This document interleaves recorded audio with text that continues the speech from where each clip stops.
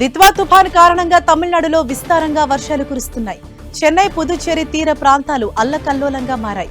దిత్వా తుఫాన్ తమిళనాడు, పుదుచ్చేరి తీరం సమీపంలో తీరాన్ని తాకే అవకాశం ఉంది. దీంతో తమిళనాడు వ్యాప్తంగా భారీ వర్షాలు కురుస్తున్నాయి. ఈ తుఫాను ప్రభావంతో రైళ్లు, విమానాల రాకపోకలపై ప్రభావం ఏర్పడింది. భారీ వర్షం, ఈదురుగాలులతో రామేశ్వరంలో రెండో రోజు జనజీవనం స్తంభించింది. రామనాథపురం, నాగపట్నంలో వర్షం ప్రభావం తీవ్రంగా ఉంది. ప్రజలందరూ నిత్యావసర సరుకులను తగినంతగా ఉంచుకోవాలని తమిళనాడు ప్రభుత్వం సూచనలు జారీ చేసింది. ఇవాళ కూడా స్కూళ్లు, కాలేజీలకు సెలవులు ప్రకటించాయి తమిళనాడు ప్రభుత్వం.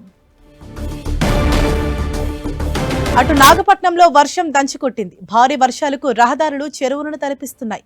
పలు కాలనీలు నీట మునిగాయి. ఇళ్లల్లోకి వరద చేరటంతో ప్రజలు నానా అవస్థలు పడుతున్నారు. తూత్తుకుడి నగరం తడిసి ముద్దైంది.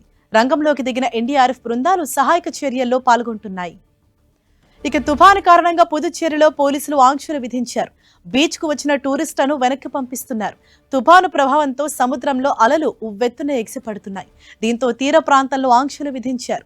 తుఫాను ప్రభావం తగ్గే వరకు బీచ్ కు రాకూడదని పోలీసులు ఆదేశాలు జారీ చేశారు. తుఫాను ప్రభావంతో తమిళనాడులో అనేక విమాన సర్వీసులు రద్దయ్యాయి. 54 విమాన సర్వీసులను రద్దు చేసినట్లు చెన్నై ఎయిర్పోర్ట్ విభాగం వెల్లడించింది. ఇండిగో, ఎయిర్ ఇండియా విమాన సర్వీసుల ప్రభావంపై అడ్వైజరీ జారీ చేశాయి.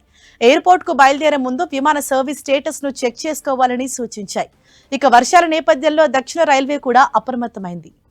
దిత్వా తుఫాన్ ఉత్తర తమిళనాడు, పుదుచ్చేరి తీరాల వైపు కదులుతోంది.